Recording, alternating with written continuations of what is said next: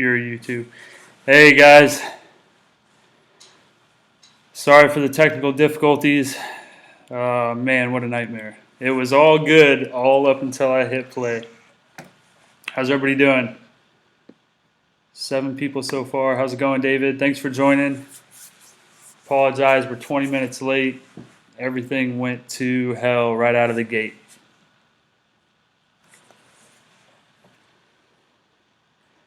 Alrighty.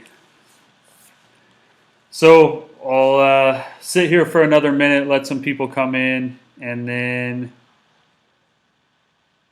nice. David bought Aaron. Aaron could hear me right now. David said he bought his kayak from you. He's here.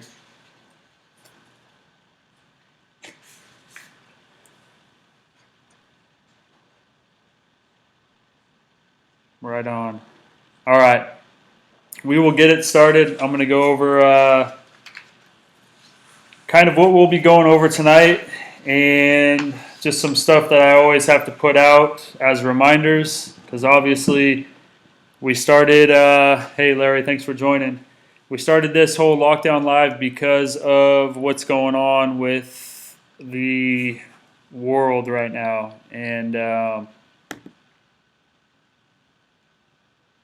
everything with the virus and all that stuff. So we can't say coronavirus, which I just did, but we can't say it anymore at all. So let's not say that. Apparently they will get rid of this video if they do. So are you guys all able to hear me pretty good?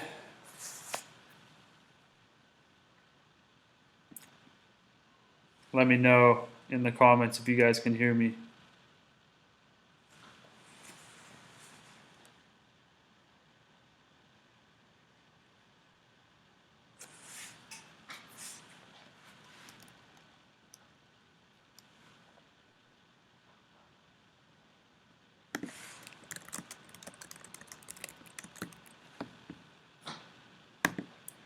Sorry guys, I'm trying to, if you could hear me or see me, let me know.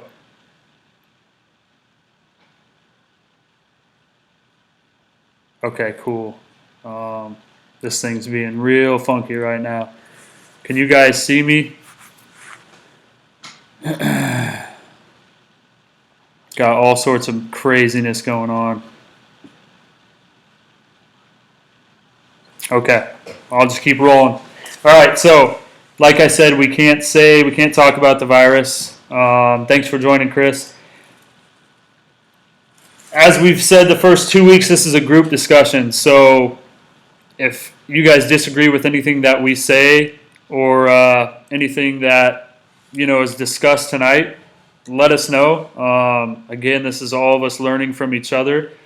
So we're not claiming to be experts. Aaron's not claiming to be an expert on tournament prep, but last week me and Mark were on here talking about that Aaron was kind of one of the guys that we know that gets really serious and dives deep into tournament prep. So it was perfect that this kind of popped up as our third vote, and he reached out to me and said he would like to do it. So thought it was a perfect match to have him come on. So again, this is about just having fun and learning from each other. Feel free to ask questions and also let us know what you do for tournament prep as Aaron kind of rolls through how he approaches an unfamiliar body of water, which is something that a lot of us have already dealt with before, and then some people that are joining in, I'm sure we're going to do that for the first time this year as part of the kayak bass fishing scene, but as of right now, that's on hold. So I'll go over the outline of how tonight's going to go. We're going to discuss all things that Aaron does to prepare for these unfamiliar water tournaments. This, again, is geared more towards traveling to these unfamiliar waters. It's always going to be a little bit different when you're preparing for a tournament on your home lake or lakes in San Diego because we kind of already know what to expect, a lot of us at least. So we thought the better discussion would be unfamiliar waters, and then later, after Aaron's done, we can get into whatever we want to talk about, like we usually do. So without further ado, we'll bring our guest on, and hopefully he is ready to go. Aaron, could you hear me? I can hear you, man. Right on. So go ahead and let them know who you are, and go ahead and kick it off. Get started. All right. Awesome. Thank you, Matt. I don't really have like a cool intro. Haven't really done a whole lot, so I'm gonna heavily caveat a ton of this. But this is just what I do, and I mean, if you want to maybe catch a limit and get 10th, 11th, 12th place at a whole bunch of tournaments, like I do, then please follow these steps. The biggest thing, I think, and then if you go Google search it or you look anything up, the biggest thing that affects like preparing for a tournament out of state or further up the road or just one that you're not familiar with is going to be right off the bat, it's going to be the water temperature. That is the absolute defining point for what stage that fish is going to be in. So weather is probably going to be my start point, whether I'm starting to look into a tournament 6 months out, 3 months out, I decide I'm going to go next month. The first thing I'm doing is getting into the weather patterns for that area. Really, water temps, number one, water level and clarity are probably debatable as 2A and 2B. That water level, especially if it's springtime, lots of rain and it's rising, or it's later in the fall and it's falling, really, really key. Obviously, when we start putting our plan together, which we're going to talk about a little later in this, knowing that water clarity for what baits and what techniques you're going to have available to you is extremely important as well. The fourth one that gets mentioned a ton is current and tide, and I just do not know enough about either of those two to really speak to it. So if we have any dudes out there that did jump in from up north, that fish the delta or big river-fed systems, and you have any insight onto any of that throughout this, please throw it out. I use a couple of different pro-type dudes programs to really kind of shape my own, and a lot of them came from probably this book series. It's the End Fisherman Critical Concepts. There's several volumes of these. I've got volume 1, which is Bass Fundamentals, and volume 2, which is Bass Location. I've honestly probably read these both 3 or 4 times. They're talking about bass fishing. There's tons of good resources out there. Those are just the ones that were easiest available, and the first ones I picked up. And they both mentioned 2 guys that everybody's heard of, with Rick Clunn and Kevin Vandam. And they both have similar but different approaches to how they look at the bodies of water that, even though they're pros and they've been everywhere and all over, they're going to approach lakes the same way with the same kind of starting point. I'm looking at weather as far out as I possibly can. And I want to know cold fronts are happening, what happens after a long warming trend, all of those type of things. But that water temp is going to dial me in for when I'm figuring out my plan. So Kevin Van Dam's 6 seasons guide is really just based on water temp. He's got winter, he's got spring, which he breaks it down into 3 that we're all familiar with spawn, pre-spawn, and then post-spawn as well. Then he's got a summer period and a fall, and it's all based on various temperatures. One thing I'll note is like those temperatures aren't like concrete, depending on the area that you're fishing. But it's a good guide once you figure out what that weather pattern is in the area that you're going. Like, hey, if that water temp's at 62, then yeah, hey, they're going to probably be in all 3 phases. Do you ever, sorry to cut in, but for water temp, when you're looking it up, do you ever struggle to find out, the ballpark range, or is it usually pretty easy?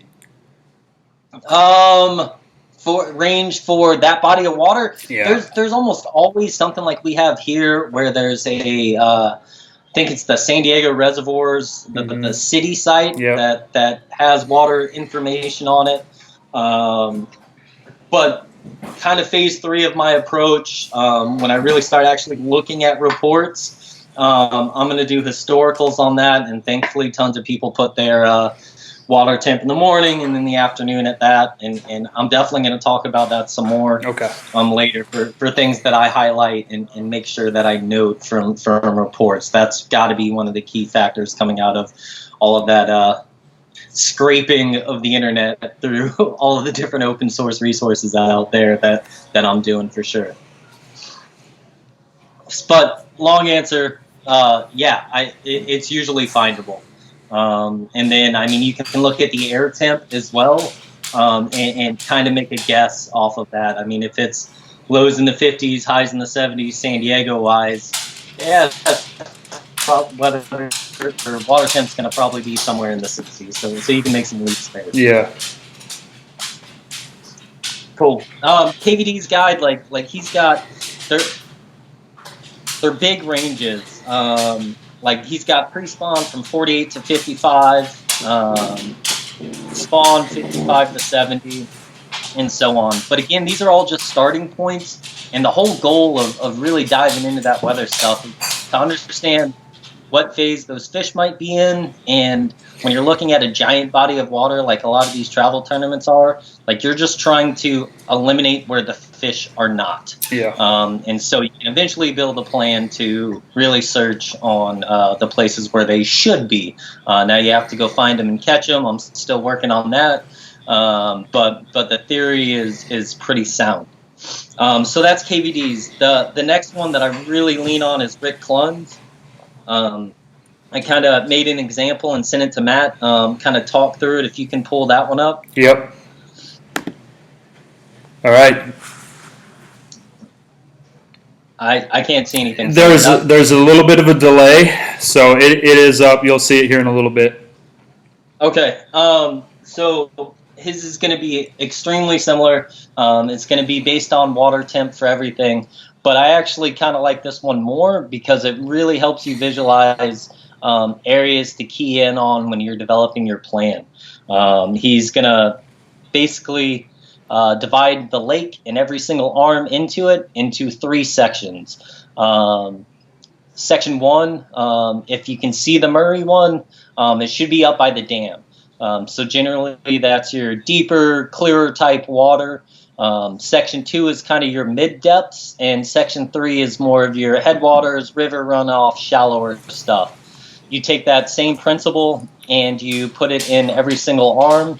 The Murray example is pretty easy. We're all familiar with that, 5 little arms in a dam. But if he's never been to a lake before, and it is winter time, he is only going to focus, or he's going to start his focus on that Section 1.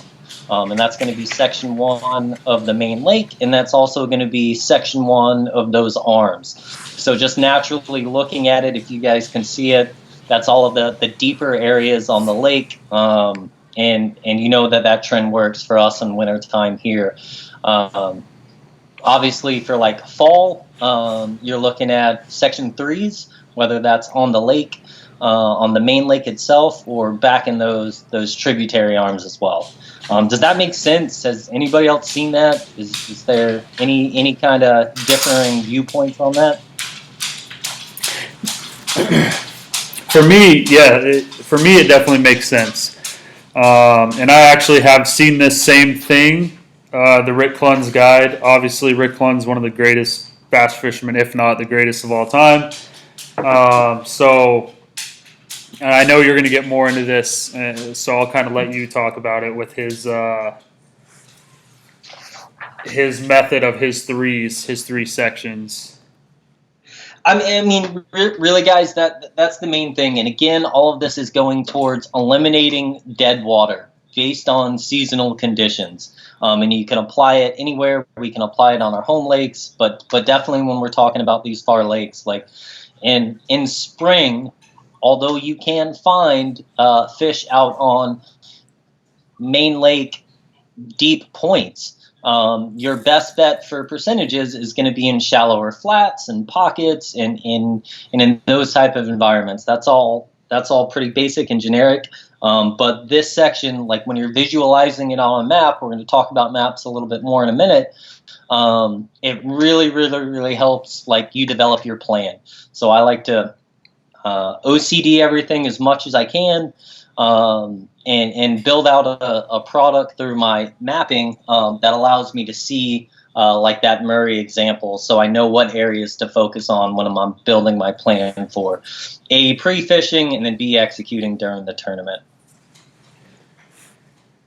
Right on. Yeah, and obviously, fishing those shallow areas is always going to be something that is, kind of plays into our strengths being in a kayak. There's not too many guys that enjoy fishing deep in a kayak, and I don't think there's too many guys that are really good at it. There's a lot more shallower anglers that kind of make their living 15 feet and less pretty much all year long in a kayak. And a lot of the big name guys from KBF are pretty open and honest about that's kind of one thing they struggle with is that deep water fishing. And I know that's definitely something that is not easy for me as well. Yeah. Well, luckily, I mean, there's not a lot of tournaments in the winter. So that kind of takes that season out of it for a lot of the planning stuff. But there's absolutely a ton of tournaments going on during the summertime. Yeah. And being able to have that in your game obviously is huge. For us here, it looks like a drop shot out in 25 or 30 feet on a lot of our local lakes. Mm-hmm. But in some of the other lakes that we've looked at that could be deep, could be relative to 15, 20 feet, and that's 100 yards off the shore on some of the different lakes that we've been to. Yeah, thinking Louisiana, definitely. 5 foot deep was the deepest thing around in a lot of our areas. One of the craziest places to fish that I've been on was, you look like you're in the middle of the lake and you can jump out of your kayak and your head's out of water. Definitely strange. Yep, absolutely. So both of those really, I'm not promoting one of those or the other, but that is kind of where the basis for all the next steps. I've got 4 steps. Wrote this huge outline, kind of break it down. That's really kind of step 1 is understanding the weather patterns that are in that area, and understanding how weather affects the bass, and like that is where it all starts. And then we kind of move on to learning the lake. So getting to that, how far out are you? You've got a tournament coming up. Say it's at Lake Berryessa. When do you start looking at the weather patterns for Berryessa? So as soon as for those of you guys in the club that know me, I'm kind of fly by the seat of my pants. I would like to go to every single tournament that's out there, and I've flaked out on a couple, and have shown up the night before and registered the day of some tournaments and drove 6 hours to do them. So it really kind of depends, but if I'm locked in, I like the NC, for example, I really started looking at all of this stuff 6 months out. NC National Championship Louisiana? Yeah, yep. I was looking and studying weather and just getting a general idea of what was going on. Now, know that it's Texas and Louisiana. It's end of March. It's beginning of April. It's going to be a spring pattern. But really, I'm looking at that. I'm trying to verify when those temps start to change. And then probably about a month out from a tournament that I'm totally locked into, I am probably looking at and doing a snip or taking an image and doing a print screen of the weather every 2 or 3 days for that last month and seeing how it changed. 'Cause forecasts suck and they always move about. But I'm always looking at, especially in those springtime tournaments, are we talking about the first cold front already rolled through. By the time this tournament hits, it could be the 3rd or 4th because, of course, there's going to be inclement weather. Yep. But I'm really dialed into the weather every other day or so, probably a month out, just so I can keep formalizing that plan in my head. And then I make tons of, it's stupid, been in the military a long time. I make PowerPoint presentations that are like running logs for me. I make huge Excel spreadsheets that are running logs for me.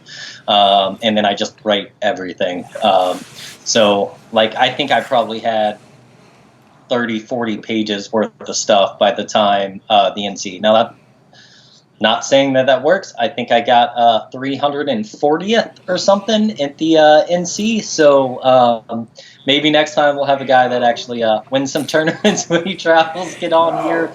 But that is absolutely my process, and all of this stuff is just for me personally to build confidence in a place that I'm going, like, and I'm going to spend a bunch of money and commit to going. So I'm going to learn as much as I possibly can about that body of water in that area. Yeah, so I mean that's kind of a prime example of why we brought Aaron on. Was, I mean, that type of stuff. I don't know another person that goes that much into detail and just puts in that amount of work to prepare for a tournament. I won't even Google map a place if I'm more than 2 months out.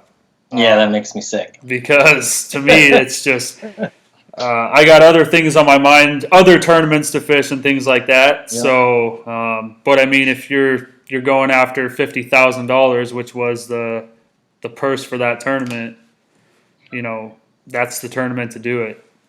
Yeah, and then really a key thing for me, just so dudes out there understand as well, like, it's really just my own self-validation process. Like, I'm going to go spend 10 hours on the road to go up to NorCal or go to wherever. I'm going to spend all of that money on gas and Airbnbs and all the stuff that goes into these tournaments. Like it's just, it's how I make it okay in my own brain. Yeah. I get it. Cool. So the second part, like, after I kind of understand the weather, I've got all my stupid PowerPoints built on weather. I'm tracking all of that. Before any of the other stuff, I really go into map study and really start trying to learn that lake, or in the case of the NC, there was 5 lakes, so that's why I started 6 months out. I'm not going to really insult anyone's intelligence or talk too much about reading a sonar map, tight contour lines, sharp drops, spread out contour lines, generally indicate a flat, stuff like that. There's way smarter people online and anywhere else that can help you read a map if you're still struggling with that, like on your actual sonar. Yeah, plenty of YouTube videos for that type of stuff. Yeah. But the map stuff for me, really, like, it all revolves around Google Earth. So he's got some images we're going to bring up in a minute, but to really look at, like, the depths. I mean, we knew 6 months out, Caddo Lake, deepest part is 11 foot out in the middle.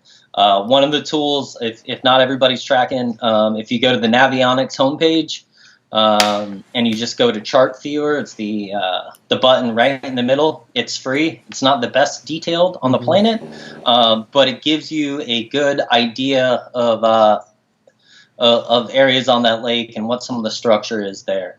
It also gives you a bunch of names for different points and other things that come into play here in a minute. But that's kind of where I start. I've been running a Garmin for a while. I think it's Lakeview HD. I don't remember what the name of the stupid $130 map card that I have. But it's very detailed for the big types of lakes. So then I'm sitting on, there's a Garmin app. It's Garmin Homeport that I'm utilizing on my laptop to really dig into what the contours are on that lake. The other things to definitely mention, starts. if you guys don't know these, for our local lakes, Fish and Map Company Yeah. has a couple of maps for our lakes. That one was San Vicente and El Cap. This one's Lake Hodges, Sutherland, Morena, and Otay. Some of the local shops have them. I definitely start there, buy local, all of that kind of stuff. If you can't find them, then hop online. The other one that I use a lot is like Fishing Hotspots. That's a Caddo. Yep. There's a Kentucky lake that I flaked on. But there's Yeah, you tons should of lakes out have gave that one away. there. Yeah, should have gave that one away. You could have helped somebody else. Right. But again, that's a visualization tool that really just helps me with the whole picture of what that lake is, and I'm just trying to build an area in my head and through the maps of like, hey, fish aren't going to be here; they should be here. This is Plan A to go check this spot as soon as I get to the water for pre-fishing. So that's again what all of this is about, is learning as much as I can so I know where to start for pre-fishing. Not necessarily the tournament, but eliminating as much water as possible and having confidence going into pre-fishing. So can kind of bring up probably image 1. Yep. And then you're going to have to tell me what it is again. I think it's the overview of all of the lakes once it comes up. Yes. It's Google Earth. You've got, I'm trying to figure out where it is. Stacy Landing, Hart McFarland Road Landing. Is it one lake or multiple lakes? It's really far zoomed out. So okay, yeah, check. Okay, so absolutely, you guys see that one? I just wanted to throw that one on there because it's a mess, right? It is 5 different lakes in a 25-mile radius around Shreveport. So that was what we had for that national championship, and again, that's going to be the 2021 national championship as well, in that area. So I, no kidding, probably spent, I don't know, 40, 50, 60 hours on that stupid map to really dig into where every known launch area was, every possible launching area was, every named point, every named cove on all 5 of those lakes. And that was all just building the picture and trying to learn them. I think it's extremely important to do all of that first. These steps are kind of in order for me. I want to learn as much as I can about those lakes prior to actually reading a report about somebody that fished there. Because if I don't understand the local lingo or the local places, it's just I'm going to take those reports out of context and I'm not really going to know what they mean. So go ahead to number 2. It should be a little bit more detailed look at seeing the duck lines. Okay, so that's Cross.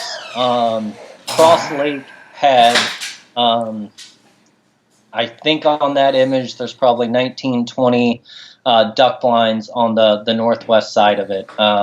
Yep. And we were there.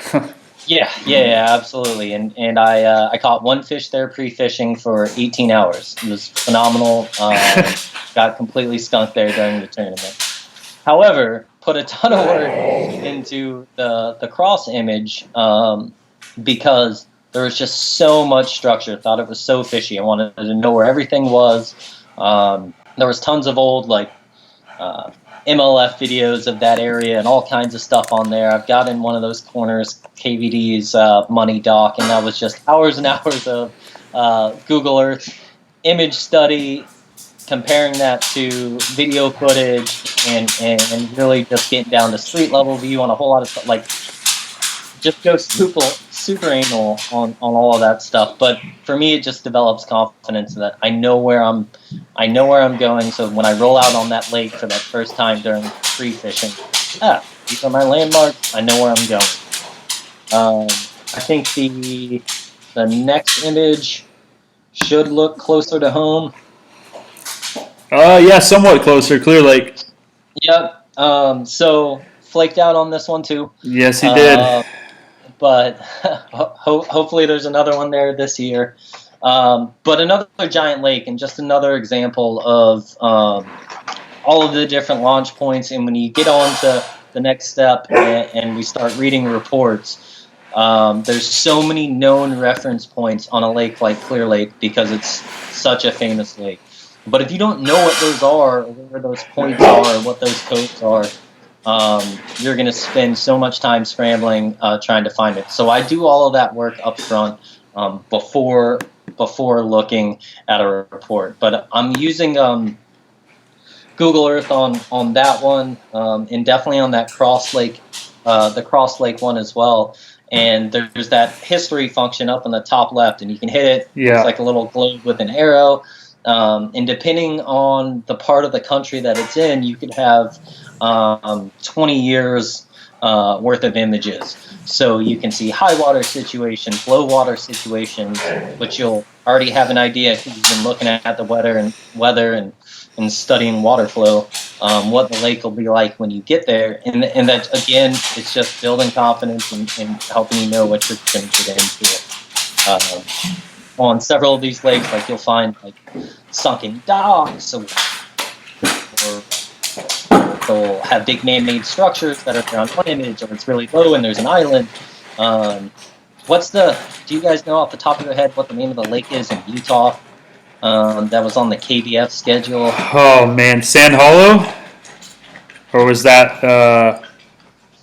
I don't know, but so that one's 6 hours away for us SoCal guys. So if that ever comes, I don't remember what time of year that was, but I started looking at that one a while back, just kind of doing some generic map study on that one. And 15 years ago, that was just the desert, it looks like. So you can go all the way back to when they built that and see where all the high spots are, and really kind of dig into that through that Google Earth history viewer. So I'll spend tons of time going there in the summer.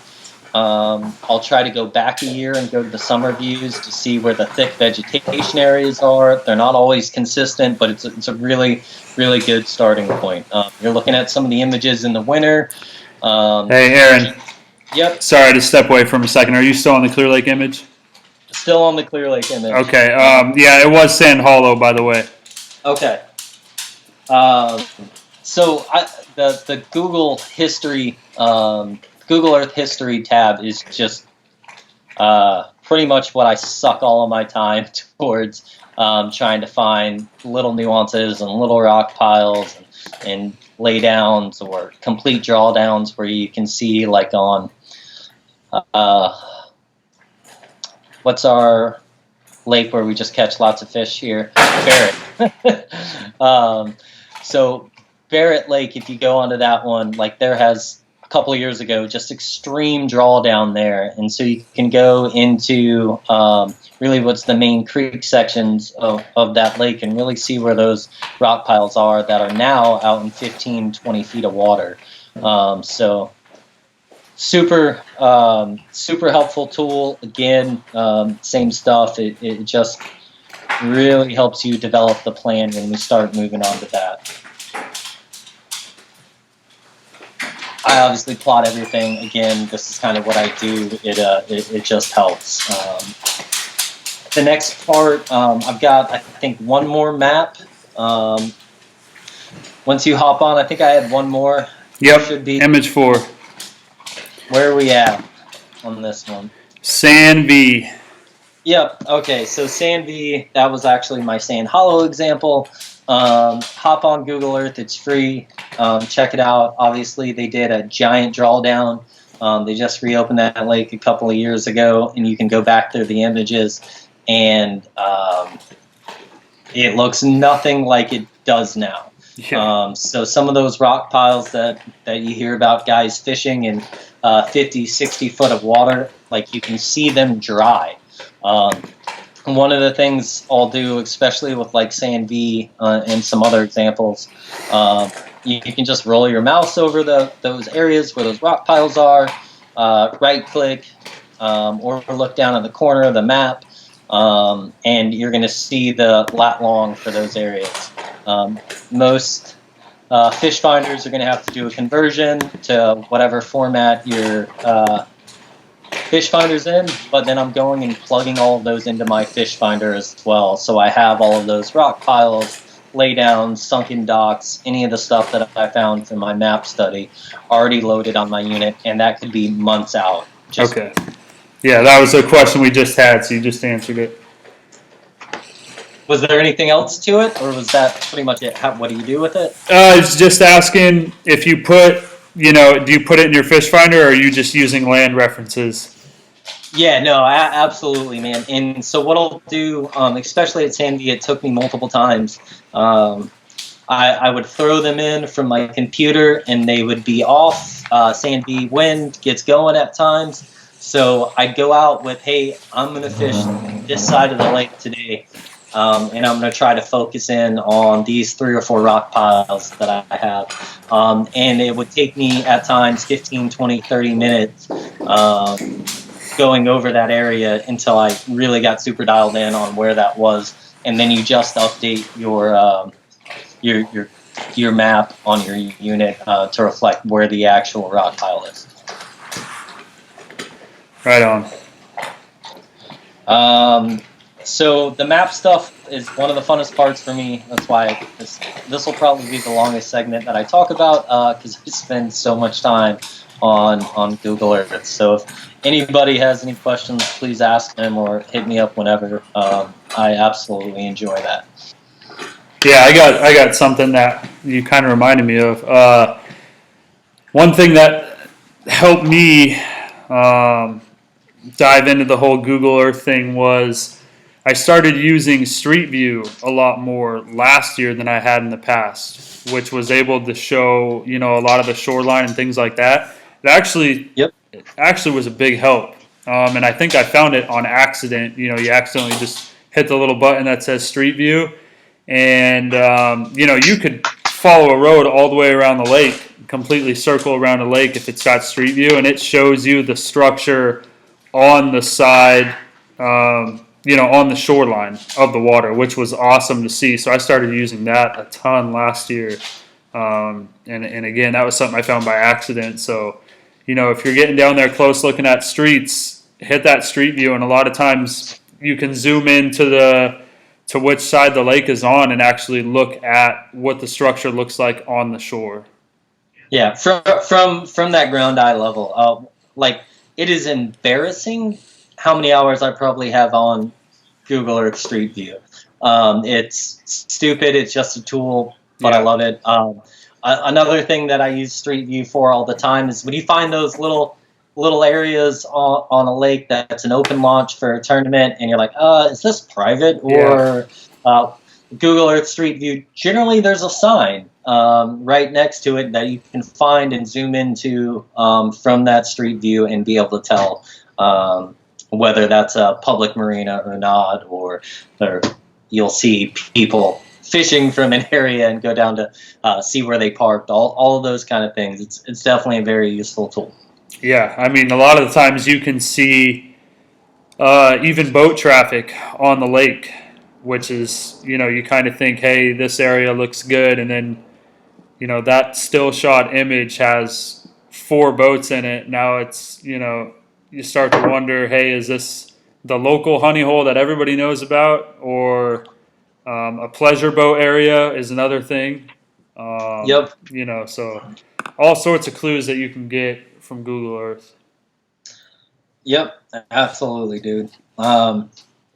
So after I've kind of gotten comfortable in my brain, built all of my stupid little products for weather and maps, and then it really comes down to the next one, part 3 for me, which is combing through any and all available resources that are online. Yeah.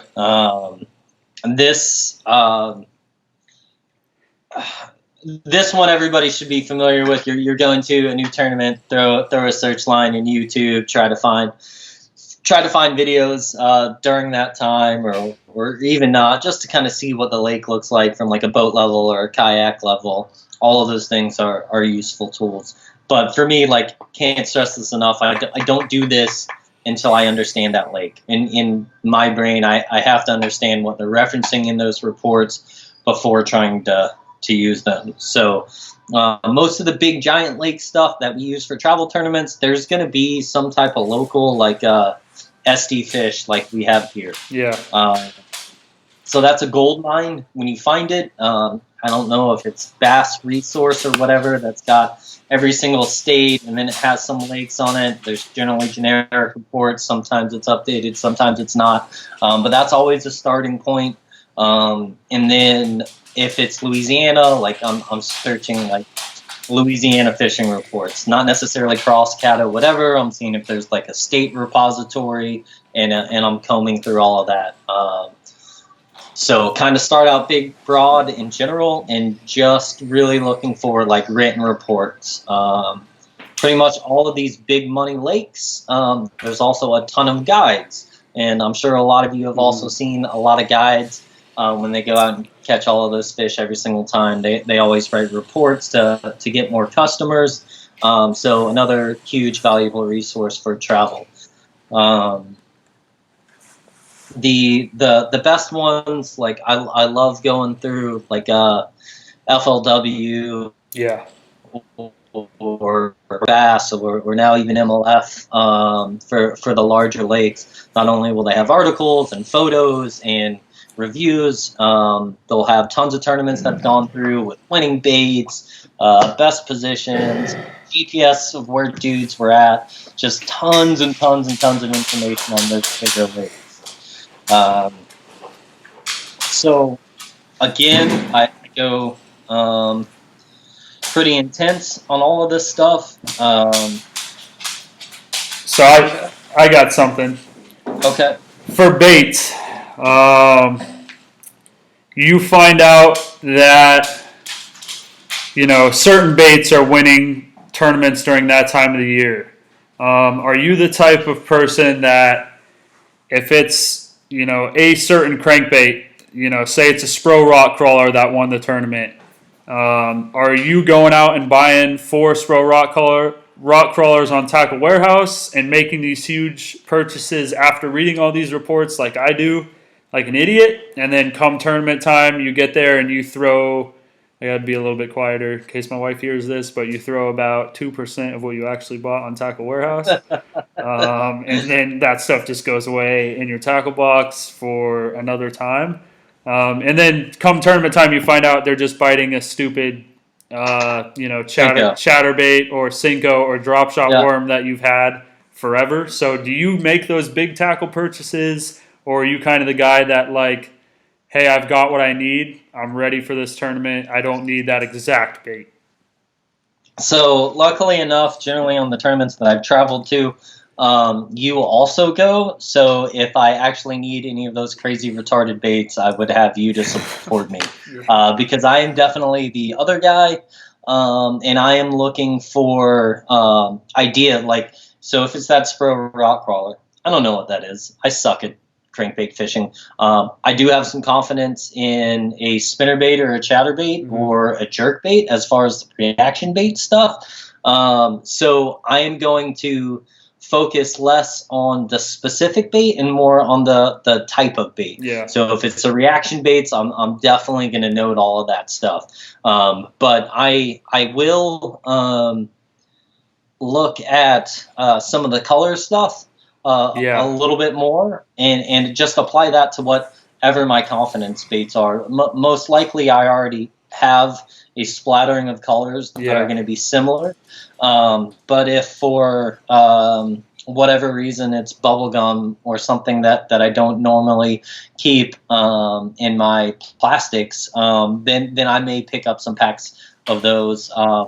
Tackle Warehouse, maybe. Most likely, it'll be more of a discussion at a local tackle shop once I actually get to that tournament area. Good point.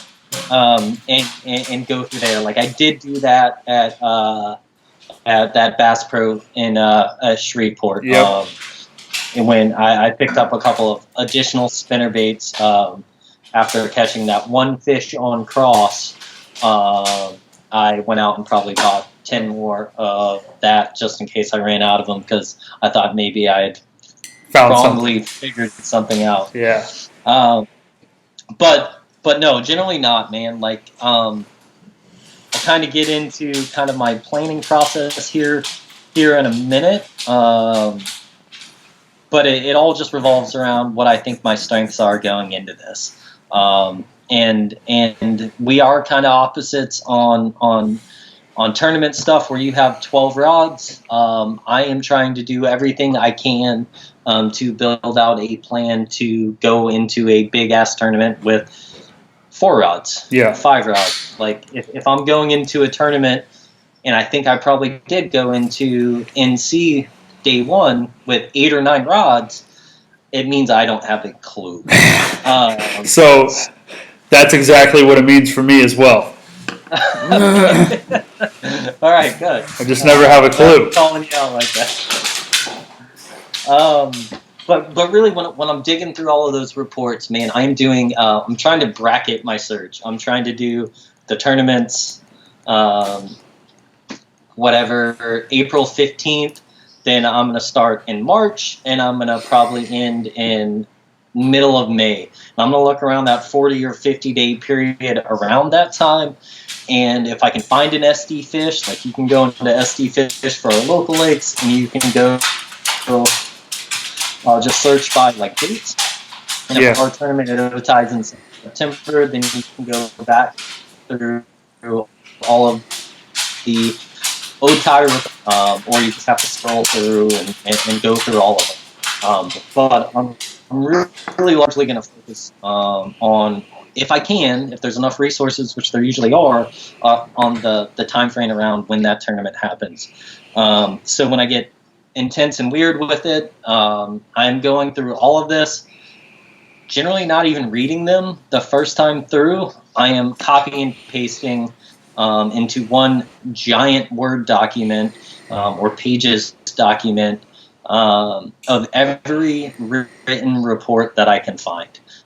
If there is videos, which is generally what I do after I've found all of the written stuff I can find, I'll take notes on that and add it into my giant Word document. So like for the NC, like literally had probably started with 80 to 100 pages worth of crap that I ended up condensing to about 40 pages. Condensing to 40, yeah. Yeah. So after I build up this giant list of reports, then I actually go through and read them. And I don't have a specific color combo, but I use the same one for whatever document I'm on. But like for anything that mentions baits, like chatterbait, throw rock waller, whatever, that gets highlighted green. Okay. If anything mentions a specific location, throughout all of those things, that gets highlighted yellow.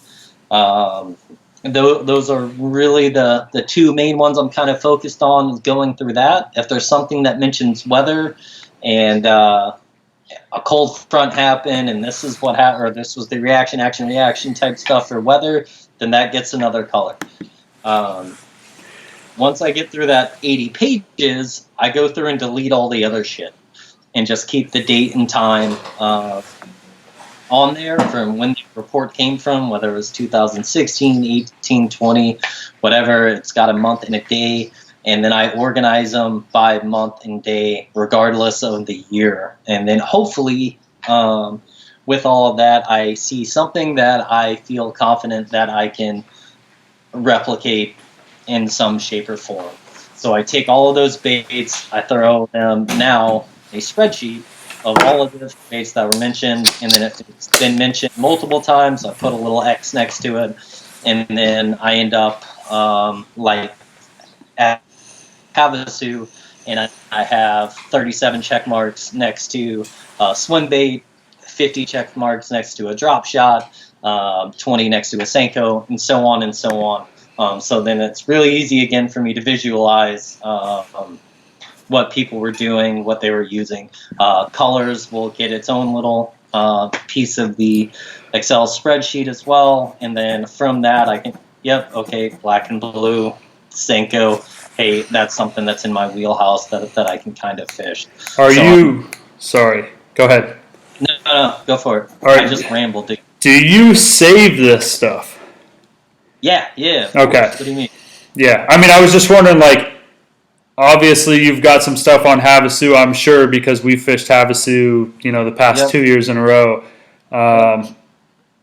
Is that filed away somewhere for you to come back to for the next year, or is it kind of just, hey, trash it and I'll just redo it?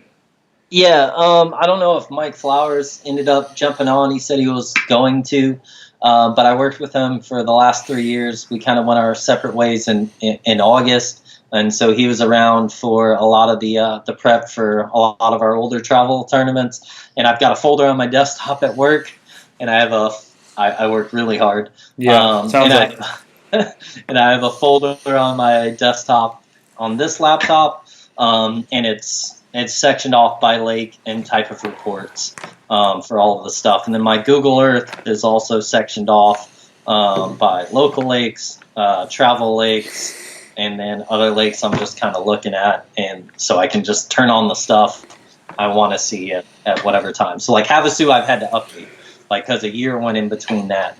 But again, it's just building these visualization tools prior to ever getting on the water or ever even seeing that place for the first time live that allows me to have some confidence going into it.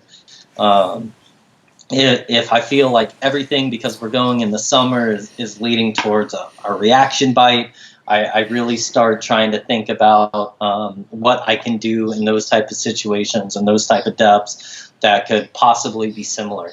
I don't have to match it because I can't fish the way that anybody else does. And especially the pros, when you're reading all the pro reports, like it's easy to just get sucked in, I'm going to go do this. Like you're not going to do it nearly as well as they do. So you have to go with something that you have confidence in and strength in. They're also in a boat, so if their plan isn't working out, they can quickly get to the other side of the lake and go to plan B real quick. Yeah. But in like specific to the question you asked, the last thing that I had written down too was actually talking about the colors and the baits. So like that black and blue lizard or whatever is that money bait on Caddo.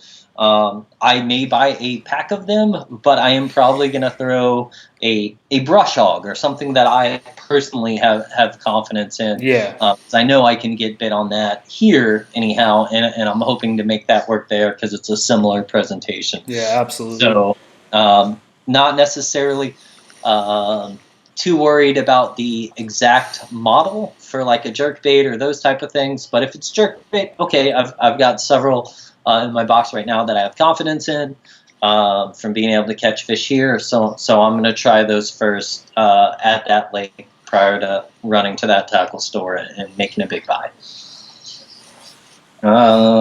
So again, weather, build a whole bunch of stupid products. Lake maps, build a whole bunch of stupid products. Go back through the reports now that I understand all of that stuff. And then really kind of dial in. Like after I've read all of those reports, I go back to the maps and I kind of update them with key areas that I've heard, things to look at, maybe stuff to zoom in more on because this area was mentioned a ton in those reports, and see if I can find anything that's unique or sticks out, or if I was to fish that and when I start developing my plan that like, oh, I know where that is, like I'm going to go hit that and see if I can recreate some of this. Yeah, and a good example of that, like as you're talking about this, this actually happened at the last tournament at Lake Folsom that we were able to fish KBF wise in the western region. Finding reports, everybody kept talking about a cove called Eddie Murphy Cove. Well, if you look up a map on Lake Folsom, there is no Eddie Murphy Cove. It was obviously a nickname of a cove, and reading through reports, it was driving me absolutely crazy because I had no idea where Eddie Murphy Cove was at all. I'm looking for like the shape of Eddie Murphy's head somewhere on a lake, just trying to figure it out. And it took me forever before I found out that the reason why they called it Eddie Murphy Cove was because Eddie Murphy used to own a mansion that overlooked that cove. So everybody called it Eddie Murphy Cove, and it was named something completely different. And that took me probably over a day to finally figure that out and find out, I was searching every cove known to man, trying to figure out, if my map was missing something, or I had an old map, or the water level came up or something. So that's a really good point on, there's a lot of local slang that you need to try to learn, and it could really throw you off if you don't know, what they're talking about. Agree 100%. Clear Lake, prime example for me. Similar situation, dude. So much of that stuff around Clear Lake on a lot of the reporting is based off of the street that is next to that area, and not like the names on any of the maps or any of the coves. So if I don't find something now, one of the first things I do on Google Earth, if I'm in that area, I'm zoomed into it, just a little bit outside of the actual lake, I'll search for whatever they're calling it, Lowell's Point or something, and see if and a lot of times for me, at least on that one, a lot of those street names would pop up, and there's a little point here. Okay, makes sense. That's probably Lowell's Point, but. Yeah, dude, like if you don't know that stuff, it absolutely drives you nuts. And for me, that's trying to build all of this crazy shit and not knowing where a place is on a map. Then, I'll spend hours on that type of stuff. So David Smallwood commented and said he assumes that your spouse probably hates fishing. Thank God, and she'll take pleasure in rubbing this in my face, is she actually got me back into fishing in my adult life here. 5-6 years ago, La Jolla kayaking, going to see those cave things, like, wouldn't it be cool? There's people fishing out there. Maybe we should get kayaks. She messed up, but that's not your fault. Yeah, absolutely. So I blame her for all of this, and she takes credit for all of this. But I have to work really hard to to not keep her pissed at me all the time because of how much time I spend on this crap. So absolutely. But for 3 years there, I had a job that really allowed me a lot of screw off time. And I was still able to double prior numbers on it with little effort. And so I got to spend a ton of time on this. Now I just get up earlier than everybody and stay up later when I'm doing this type of stuff because that's the only time I have for it now with a real job. All right, one thing that I had was if you had to make a guess, how many hours do you think you spend on the average tournament, not talking national championship, because that one's obviously going to be a lot more, but how many hours do you spend on, say, a NorCal tournament that we got to travel 10 hours for, of just tournament prep before you actually sit in your kayak on the water? I couldn't tell you. A lot. It really depends on how far out I'm committed. Right now, who is it? It's Hobie that still has the dates for the August 2-day tournament. I've probably already got 10 hours on that over time, and I'm not even committed to it yet. But on, I don't know, Havasu the first time, it's probably got to be somewhere around 80 hours, 100 hours, like just a ridiculous, stupid amount. Yeah. Like, it's probably not repeatable. If people actually have lives, I don't know if you can do that. And then again, one more thing to point out in that first Havasu tournament, you won it, and I got skunked. But I probably spent 100 hours on preparing for it. So there's a balance, and I haven't quite figured that out yet. Well, you got skunked because you're stubborn, and that can be for another topic. But that was 100% But I mean, at the same time, I probably would have done the same thing you did. Yeah. Yeah. So that's kind of 3 steps to kind of prepare me for really starting to dive into figuring out a plan. And that plan that I'm going to talk about kind of next is really just my pre-fishing plan. Because this is all the prep work and legwork that I can do on the internet and at home. Yeah. But it all changes when we actually get to the water and start getting a line wet and being in the moment in that area and figuring out what the fish are actually doing. Yeah. Well, that's so that brings me to another question. The ideal amount of pre-fishing days for you. Obviously, we always try to get out there, because me and you travel a lot together, and we're trying to match up our schedules. Yep.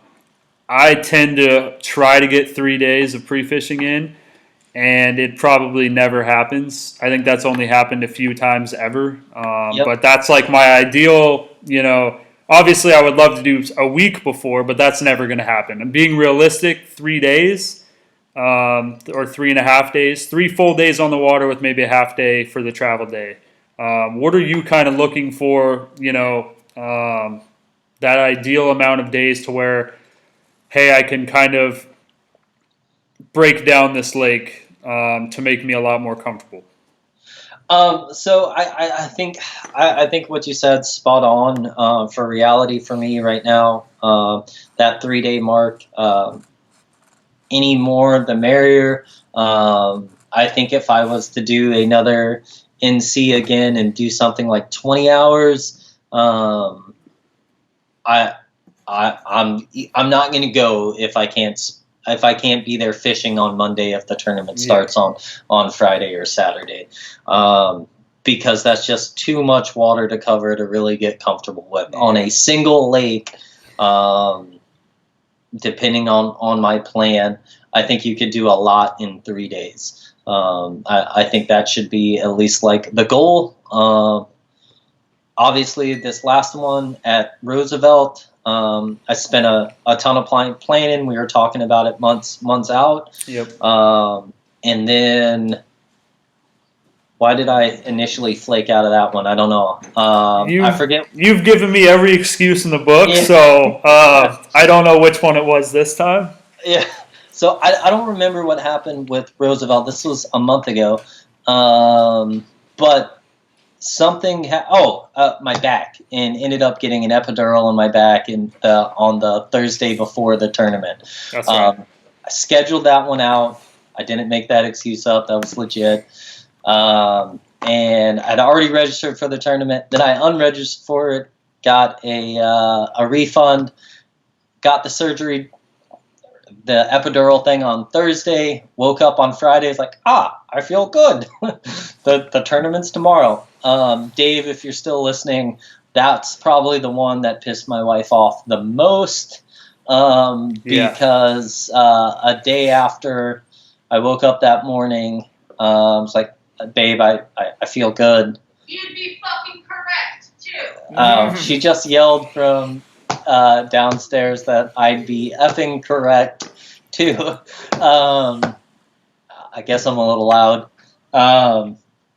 And drove 6 hours to that one that night, got there at 8 or 9 o'clock, and just went fishing the next day, and actually did a hell of a lot better than I normally do at tournaments. So I don't know if there's a correlation there or not. But I did feel confident on that lake because months before, I had already put in a ton of work. Yeah. I shared some of that stuff with you. Like, I already had 3 plans developed, 3 different areas that I was going to fish, that I wanted to check on. So I kind of had all of that stuff already there and was able to just go on the fly because I had already done my legwork. Real quick, Steve has a question. He says, how many different launches do you guys like to do in a pre-fish day? It depends. I would like to do 1 launch and get my rod ripped out of my hand multiple times and then just put it away and go barbecue. But that I don't think has ever actually happened. Mm-hmm. So more generally, 2. The 2 is about what I can manage. Yeah. And it'll be that morning area. I'm trying to be back off the water around noon, depending on when daylight kind of ends, and then getting in the truck and driving to the next spot. For me, that's absolutely what I did at the NC. I think that's manageable. Yep. And then, like Steve, like also, like if you, let's say you get, it's Wednesday, you get bit in the morning, and your morning spot, you go somewhere else, and don't get bit in the afternoon, but you still have confidence in that area, I would flip-flop it the next day and go to that spot in the morning. And if I still struck out, okay, I'm done there. Now I'm going to go to my first spot that I got bit in the morning and see if I can figure out an afternoon bite there as well. So I would be looking at flip-flop in between those, or just more normally just striking out at all of them. Yeah, you hit it right on the head. For me, I'm the same way. I look at the weather. So if the weather is going to be very similar the next day, then I go with the plan that Aaron just said of doing one morning at spot Alpha and then afternoon at spot Bravo. If the weather pattern is identical the next day, then I'll flop them and I'll go morning at Bravo and then afternoon at Alpha. But if the weather's completely different, then I usually like to stay at just one launch. So for me, I break it down by weather. And then I've never tried more than 2, but I also paddle, so it takes me a lot longer to get around than a lot of other people. Yep. Yeah. That was a good question, though. Yeah. And man, a lot of this stuff, for everybody else, like I'm making a lot of this stuff up based on what I think gives me confidence going into these areas. There's super successful people out there that do this like for a living as kayak fishermen and as actual boaters, and listen to them. But this is absolutely just my perspective. So I don't know. Did Gino get to hop on? I haven't seen Gino in the comments. He said that he would be watching, but we had that 20 minutes of difficulty, so I'm not sure. Yeah. So that's a dude I would want to know. Like, what is he doing on travel tournaments? Because he has done fairly well out there. You've done well on your tournaments. Mark was a top 100. I think Ryan was a top 100. Yeah. On the NCs. So their perspectives are interesting as well. What was funny was at Roosevelt, me and you had the same coves picked out. You had more than I did, but my spot A and my spot B were the same coves that you had sent me after you said you weren't going. So that was interesting.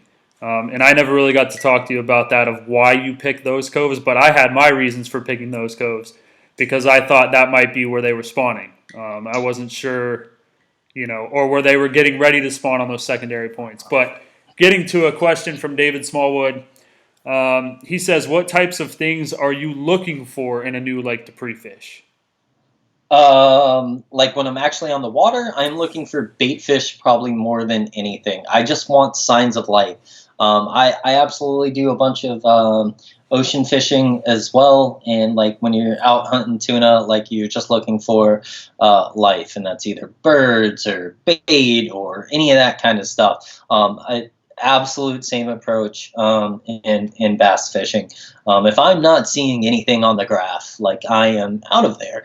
Not necessarily that I'm going to catch every fish that I see on the graph, but if I'm not seeing anything in that area, I'm not seeing birds, I'm not seeing any type of flickering of bait, like it's probably a dead area and I need to try to find something else. But I mean, the best indicator when pre-fishing. That's what the question is getting bit. And if I'm not, then I'm moving on. Pre-fishing, we're about to talk more about that, and developing that plan is getting bites, or at least being in an area where you have some confidence because there's all those signs of life. Yeah. Whether you've figured it out or not, there's tons of life, and it's beyond a reasonable doubt that there's fish in there. Yeah. Fluke Master has a really good video, a few good videos on tournament fishing, and now that he's kind of more in the kayak world now, he's done some recent kayak tournaments and how he's prepped for them, and he's shown his pre-fishing days. And the one thing that he talked about that was big for him was the same thing Aaron just mentioned, was sign of life. He's looking for sign of life, bait fish, bluegill, anything to give him confidence that, hey, the bass are going to follow the bait, they're going to follow the bluegill. If he could find, he doesn't necessarily have to see the bass, but if he could find shad or bluegill, herring, anything like that, birds, that type of stuff will make him a lot more comfortable. And then another thing I think that we all kind of look for is our own strengths. Will our comfort, styles, techniques, baits, whatever, work in that area? So for me, I love to crankbait, and that's kind of like my comfort zone. So if I'm finding rocky banks, I'm in that, that's comfortable for me. With signs of life. Yes. Yeah. So, ideally I'm looking for, hey, what are my strengths? What do I catch fish on? What am I comfortable? If I haven't gotten a bite in an hour and I'm throwing a crankbait, I'm still confident I'm going to get bit on it.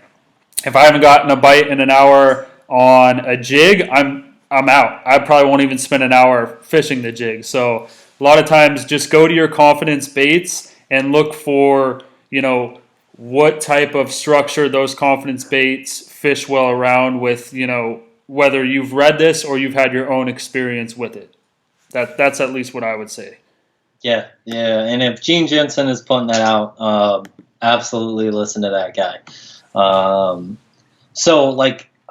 First part for developing my plan is really focused on, it's not a plan. I want to have 3 plans. I want to have that 1, 2, 3 ABC, and that's not necessarily if I have that many days, but I want to have, when I'm developing that plan, I'm also thinking about cold fronts, rain, clear skies. And each one of those plans is going to be 1, 2, or 3 is going to kind of be oriented from what I think, without ever being on the lake, conducive to those type of conditions. I personally want to be flipping and pitching, and working in 5 foot or less if I can. If I can force that on a lake somewhere, I have the most comfort in that, and flipping Texas rigs and really fishing brush, trees, hard cover, not necessarily rocks. That's not going to be my primary thing. That's going to be a secondary thing, and hopefully my plans are going to include that shallow water with access to some kind of terrain feature there that will let me at least play around a little bit with deep water before I jet out of that spot and move on to spot 2. So 3 plans, huge important. Like for the NC 5 lakes, I had 3 plans for every single lake. I know we would spend in the nights during our pre-fishing with all of us in the house. It kind of became kind of data central.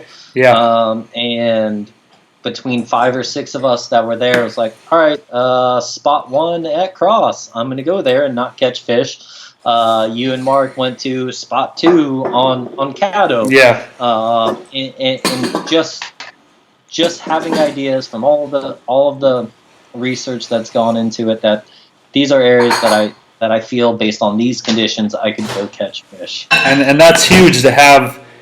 Obviously we don't do that at every tournament, but the national championship with that many lakes, we kind of used each other as a team, which was awesome because we've got guys, hey, where are you going? And then we come back and we report to each other how we did, what we're catching them on, what we're not catching them on, where we went. So as a group, we studied pretty hard, and that's definitely different than when we go to, say, NorCal.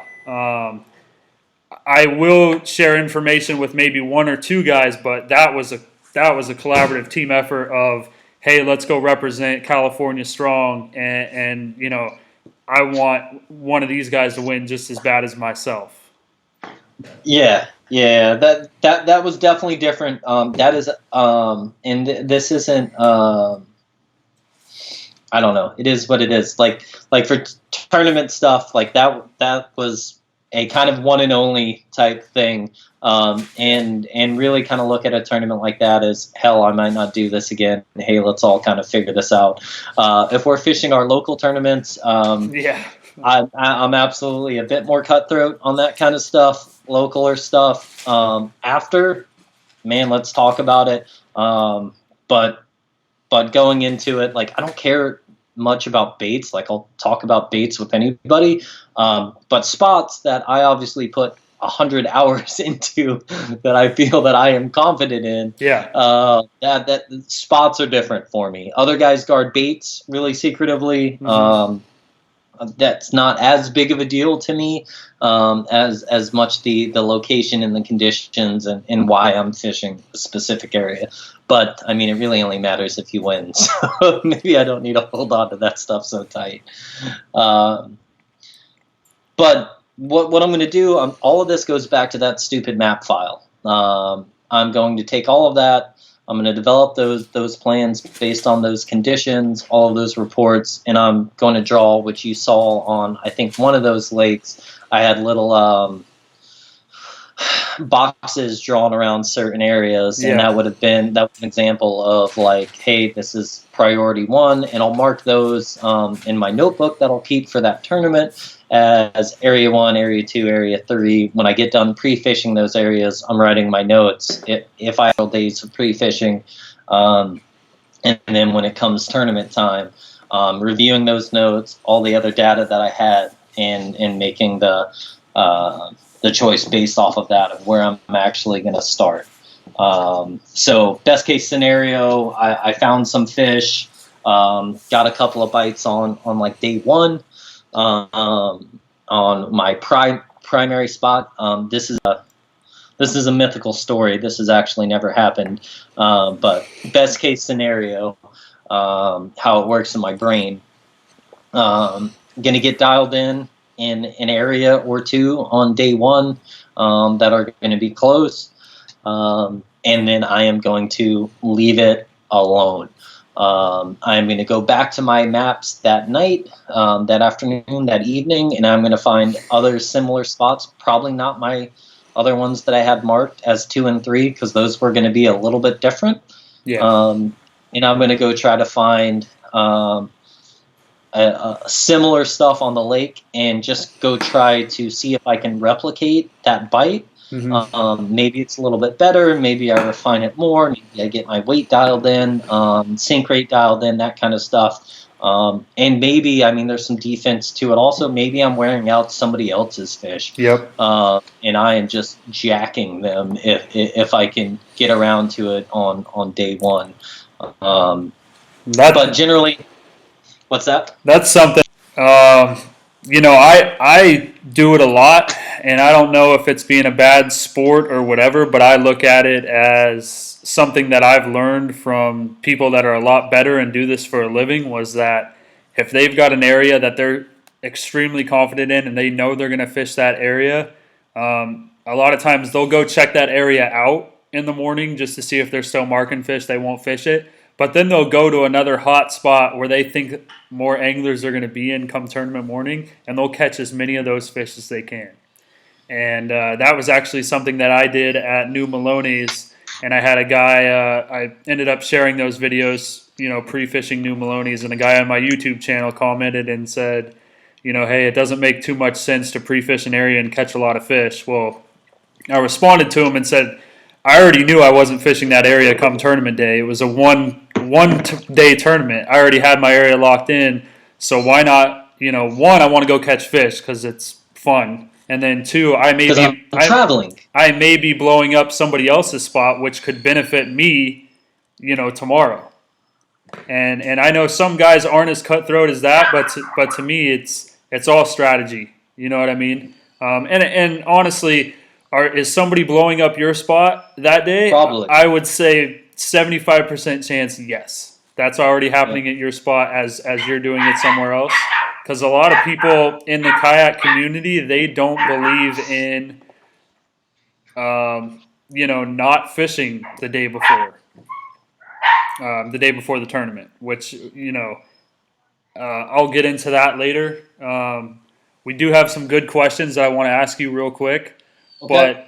But so Steve had one, and then Joseph has one after that. 2 really good questions. Steve's was, on the huge lakes like Lake Havasu, how far will you drive from where you're lodging to a launch? Seems like he always wants to launch within a 1-hour radius.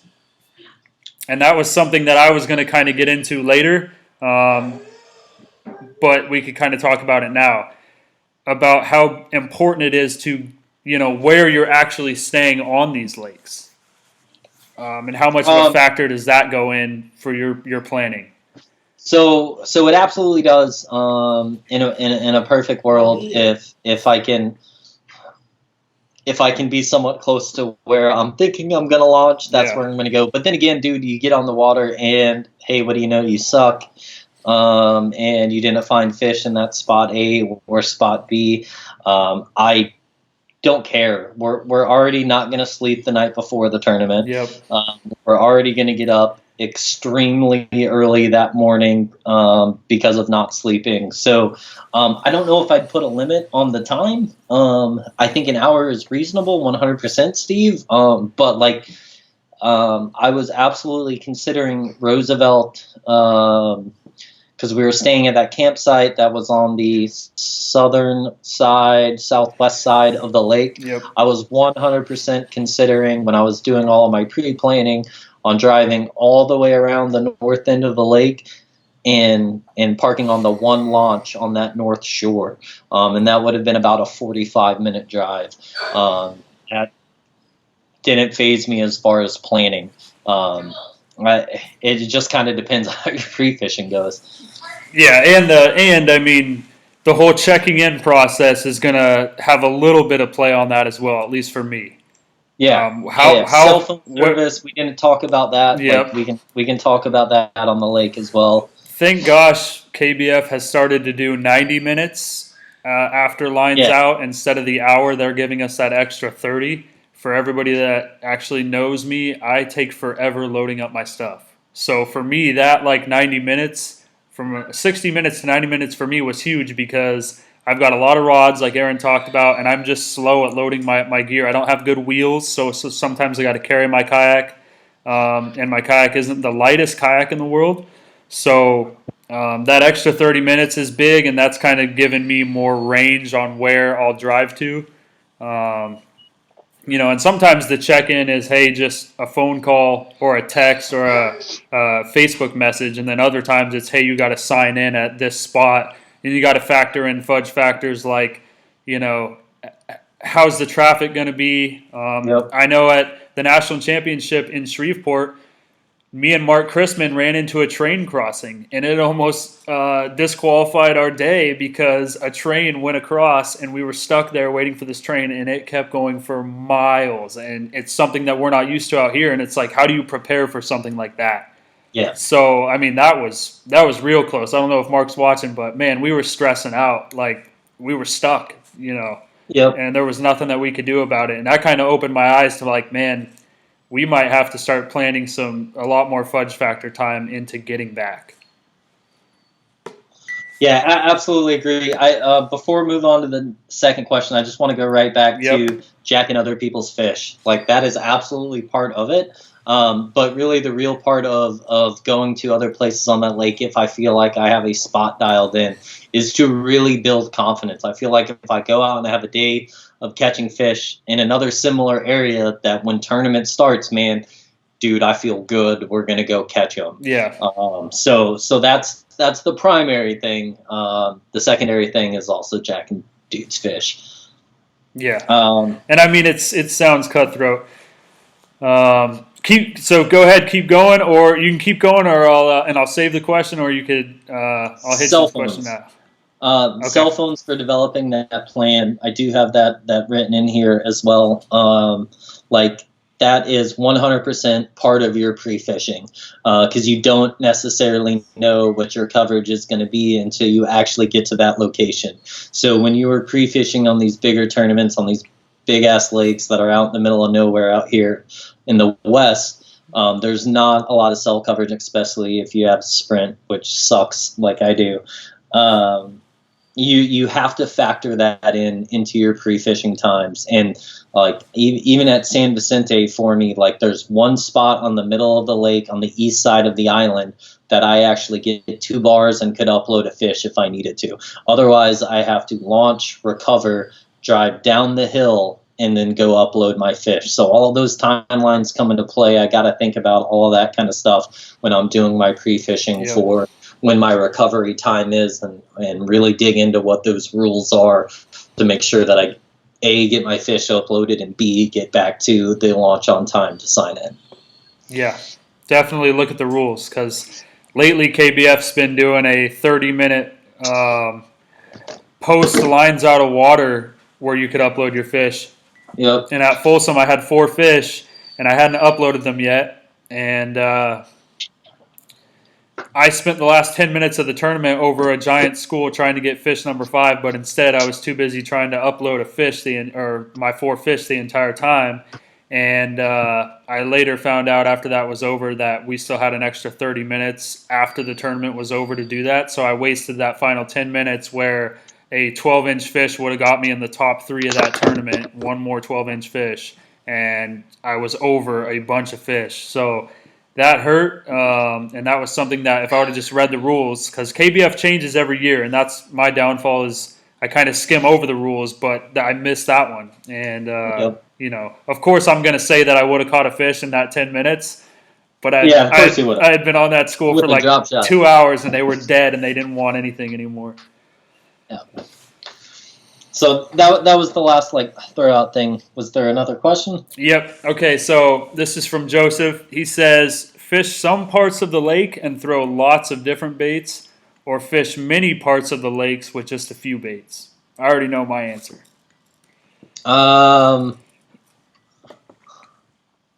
Many parts of the lake. Okay, like smaller parts of the lake. Got it.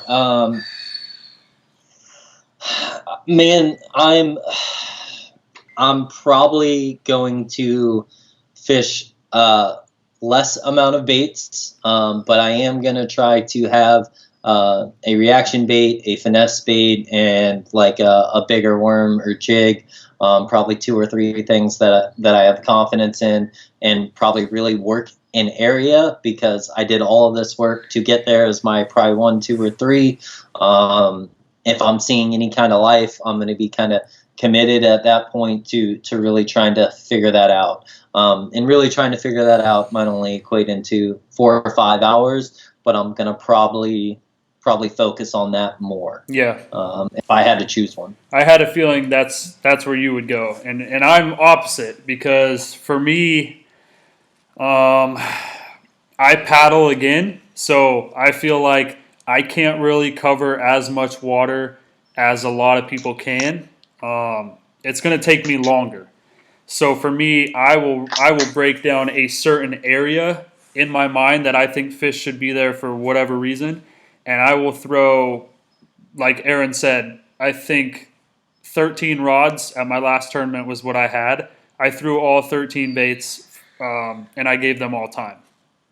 I should have probably gave some a little bit more time, but that fact, to me, it's the paddling that kind of makes me commit to one certain area, and then, hey, let's try to figure out how to get these fish in that area to bite. So I'm going to throw everything you could possibly imagine at them.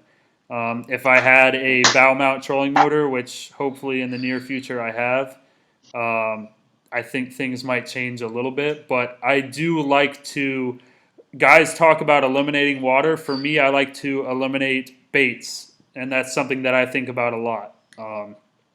So that's just I think it's kind of just your personal preference on how you want to do it, and kind of how many areas you already have mapped out that you want to go to will kind of dictate how much you're going to stay in that area and throw however many baits. But yeah, that's a really good question. I think everybody kind of faces that scenario every time of, do I stay here and keep throwing these 4 baits, or keep throwing these 14 baits, or do I keep moving on and just fishing, a chatterbait, Cinco, drop shot, and 1 topwater? Yeah, and to kind of take this out of the far away stuff, and if Steve's still on, he can absolutely chime in. Like, you watch that guy fish, and he just moves. He is constantly moving, and he's throwing a couple of baits, whatever he has confidence in, and he will fish an entire lake a couple of times through. On our last tournament at El Cap, I fished the same 300-yard stretch for 8 hours, just going back and forth on that area. Because I had a ton of confidence in that area from local pre-fishing, even though we had that cold front, and I never reacted properly. And my bite didn't turn on until about 1 in the afternoon, and I caught 4 fish in 45 minutes or whatever it was, but then it was time to go. So, like, I think good one to throw that same exact question to, and see what Steve writes up for his thoughts on that, maybe more towards the local lakes. Okay. Yeah, it may take a little bit of time because I don't know if the viewers know this. We are on a delay. I'm watching the YouTube video to my left here, and me and Aaron are probably at least 30 seconds ahead of you guys. So as your questions and things come in, we've already kind of started on another topic, so then I save the question and let Aaron know what it is. But that actually brings me to the next question that I had for you. I think I know this answer because I know you really well, but I think it's a great topic to discuss, is other anglers. Will other anglers scare you off? All right, like, I ain't scared. What are you talking about? What do you mean? You're scared. I know you. Well, you get to your spot, and it's pre-fishing day, and there's like 7 kayaks in that area. Does that mess with your mind at all? It doesn't. Like, my absolute goal going into like when we fish our OTI tournaments, like, I want nothing to do with Harvey's arm, because I know that 70% of the field is going to be there. So I'm going to do everything I can through pre-fishing, knowing that, like, if I find a community hole on Clear Lake that is clearly talked about everywhere, I am not going to go. That's not going to be part of my plan, because if I can find it, then everybody else has found it as well. So I would like to try to avoid it, but if I spent 6 months, like, NC style, and was super locked in to an area or an area around an area, a specific area within that area, then that's not going to scare me off. I'm going to fish it that day, and if I get bit, absolutely, man, I can be locked into that area. But I am trying to build a plan based on whatever details I can find that allows me some separation. Yeah, I think it's, and I asked you it because for me it definitely throws me off, but I also will kind of watch what those people are doing. If they're fishing something else, right? Yeah, that's huge. And for me, that's something that California is known for, finesse, and that's just what I struggle with. So for me, it's like, okay, if they're drop shotting and I don't plan to drop shot there, then we're fishing for different fish at the end of the day. So for me, that plays into a little bit of a factor. But when we go on those unfamiliar, lakes, and you see people, it's like, man, I'm confident in this spot. But honestly, it'll rack my brain more than it should, because this is kind of how I think of it. if I'm in an area and I'm fishing and I'm getting approached by somebody in a kayak that's fishing, and they stop in the same area as me, which happens a lot on these unfamiliar waters, to me, it just doesn't. I'm trying to figure out what the person is doing, because in my mind, I think if you catch a fish right now, if this person catches a fish right now, I'm obviously going to probably know. Yep. So now you just let me know that you caught a fish in that area. Well, what if I was struggling, but now it's like, hey, I just gained confidence in that area. So for me, it just never makes sense when somebody comes in and fishes the same spot near me, because I would think that that person wouldn't want me to know anyways if they caught fish there. Yep. Which brings up another thing. I mean, I've done it, and I'm just curious on if you've ever done it, where you get bit. This actually happened at Clear Lake, and me and Johnny Baird were in a spot where I had hooked into a fish, and a guy came around the corner, and I played the fish. I gave it line, and I just let it go and prayed that it wasn't going to jump, while this guy was sitting there, talking to Johnny right next to us, and I'm just like, man, please get out of here, because we had a good area on lockdown, and I had hooked into that fish about 2 days before the tournament, 2 or 3 days before the tournament when we first got there. And I'm just wondering, like, is that overthinking it in your eyes, or is that something that, you think about as well? Absolutely. Think about it as well. That my issue is that I don't normally catch fish on those travel tournaments, so I haven't had that exact situation necessarily. But if I did, dude, I cut my line. I don't know. Yeah, I'm absolutely playing. I'm not cutting lines. That's crazy. Playing defense. My last key takeaway, and then you can just kind of open it up to whatever. Okay. Is along with your last question, and I have a whole bunch of stars around it, and it's a 4-letter F word. It starts with that and it ends with F. What everyone else is doing. Like, I absolutely want to block out as much noise as possible, even on stuff when we're kind of teamed up, and we're talking about, hey, I'm having confidence here, I'm getting bit here. Like, I am 100% trying to figure this thing out on my own, and I know I can't fish that parrot-colored crankbait the same way that you can.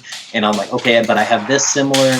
Maybe I'm just trying to block out noise and just fish that plan that I spent so long developing. I feel like that parrot-colored comment was purposely thrown my way.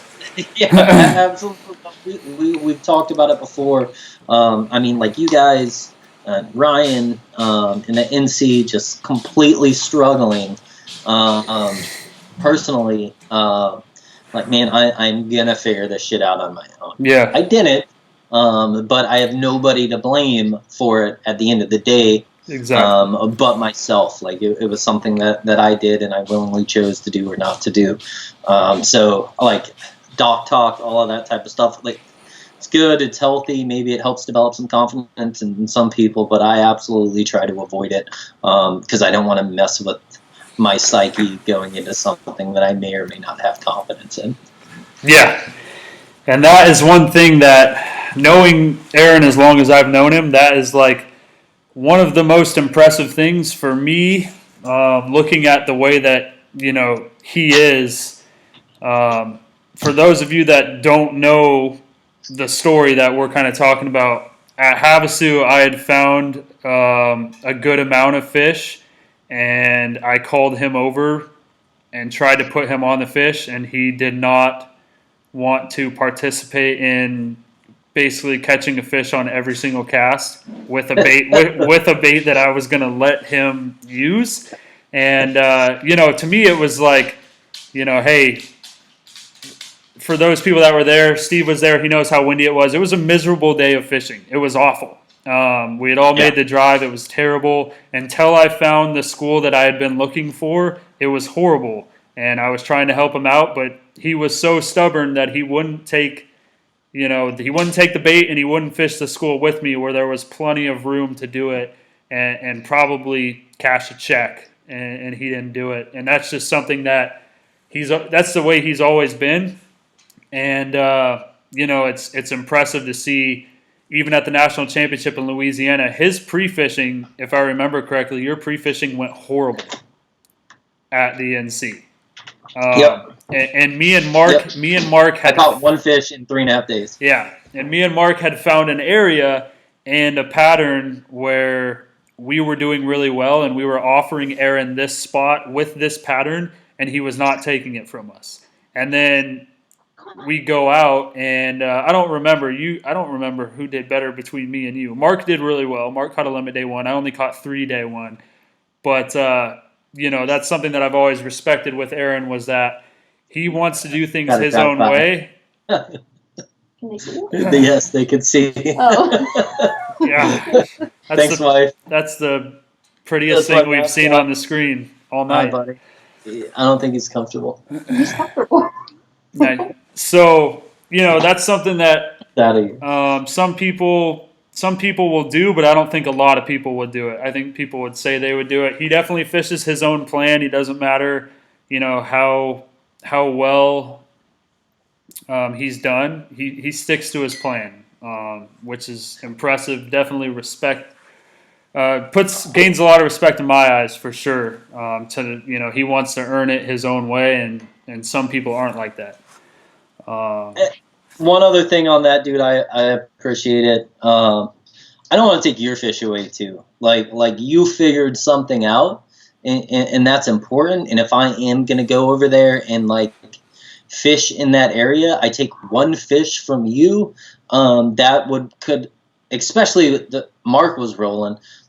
If I go take one fish from him, that's him making or not making top 100 in fishing day 3. Yeah. So absolutely factoring all of that into to what somebody else earned and figured out on their own, not just because I'm stubborn and want to do it, but that's a huge factor. Okay, so Steve had some comments. He said, I definitely like covering water. I always say some tournaments will be won by people that work slow, and some will be won by people that cover water. Both methods will have their day. 100% true. Yeah. My problem is I'm only a part of 50% of that, and I just hope that that's the day. And when it's not, I get destroyed. Yeah. And then he said, one of the biggest problems he has is that he always thinks the next spot is better than where I'm at. And man, I think every angler struggles with that. Unless you're absolutely on them, I constantly have that in the back of my mind, that what's the next cove like right now? Yep. And that's one thing I'll get into right now. And I usually don't, this sometimes is a sore subject for people, but this is why I will, in a tournament, I will hold off on submitting my fish. And I know that people talk about this all the time and call me a sandbagger. Sandbagging. But here's the deal. Here's why I do this. In that Havasu tournament, it was the first time I had ever sandbagged in my life. The reason why I sandbagged that tournament was because I'm in a bright lime green kayak. I'm not in a Hobie camouflage kayak like 80% of the field. I'm in a bright lime green kayak. So when I take my photos, my lime green floorboard is right in that photo. And it's clear as day who I am to every other angler on that water. So when I found that school at Havasu, I knew that if I was posting those pictures, there was anglers all around me, and I was hiding myself catching those fish. I would put that fish, fight it to the opposite side, and then act like I was reaching down in my tackle trunk while I was measuring these fish and keeping it a secret and then putting them back. And I debated submitting them, but at that time it was like, if I submit these fish, now I'm going to start getting people that are encroaching on me because they see, hey, one, I've been out here a long time, and two, that starts to raise question, why is he out there if he ain't catching fish? What's he doing? And two, if I do submit those fish, all they're going to do is look out and see a lime green kayak and know, hey, that's where the bite is right now. So a lot of the times I think every time I will hold my fish. I will sandbag absolutely. And the times that I've been successful on the water, Clear Lake was the same way. I had people all around me at Clear Lake, and I was hiding these fish from them because I was over a school that I didn't want anybody to see. So having that lime green kayak sticks out like a sore thumb. I don't want to submit my fish. People check the leaderboard, and see, these fish are, hey, he's got gray pants on and a lime green kayak. That's the guy. He's hammering them. And then you start getting these anglers that will encroach on your area.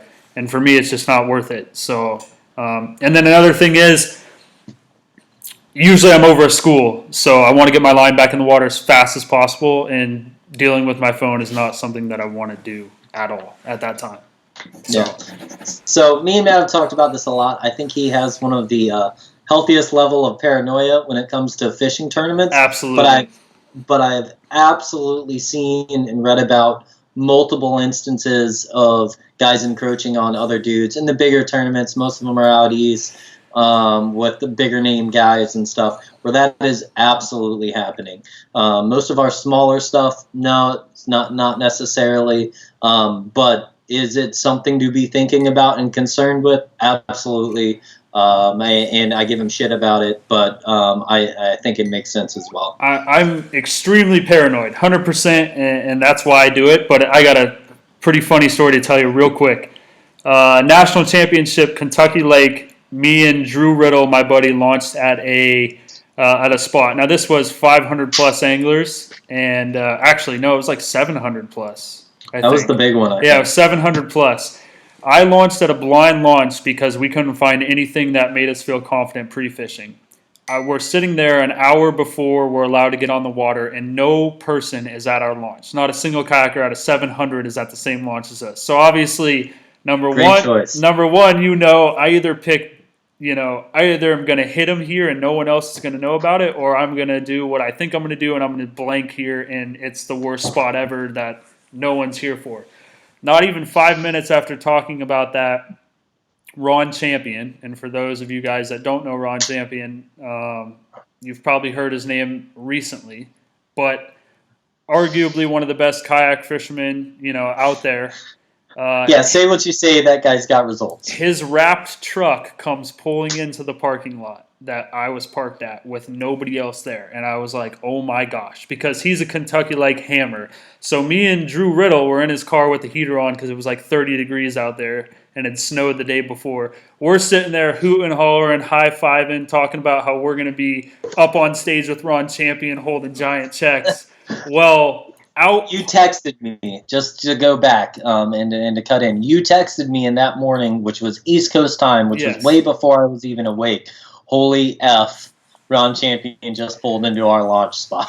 Because Ron Champion had been posting giant photos of fish pre-fishing. So I thought, oh my gosh, if he's coming here tournament day 1, this is it. We're at the spot. Right. Well, somebody pops out of the truck, and it's not Ron Champion. It was a decoy because Ron Champion is so paranoid that people were going to follow him. He hopped in a completely different vehicle, not in his wrapped Picasso truck, and he sent some random dude who he probably paid $10 to drive his truck to some horrible launch where nobody is ever going to fish. And when we saw that person get out of the truck, my heart sank because it was like, you've got to be kidding me. This dude just duped me hard. I wasn't following him. I was there first. But I went from the ultimate low to the ultimate high, then back to the ultimate low. And then my partner skunked, and I caught 1 4-pounder with like 30 minutes left to go in the tournament, which was awesome. But, that's how paranoid these guys were. And to me, that was like, whoa, that's a whole other level of paranoia. Yep. I mean, you're paying, or, it might have been his friend. I'm not saying he paid him. But the fact that he took his wrapped truck, and not only that, but he went through the process of putting a yellow Hobie on the trailer with that wrap truck, which is the same color as Ron Champion's Hobie. Yeah. I mean, that's, to me, I was like, dude, I'm in a whole nother league. These guys are a whole nother level of paranoia than I am.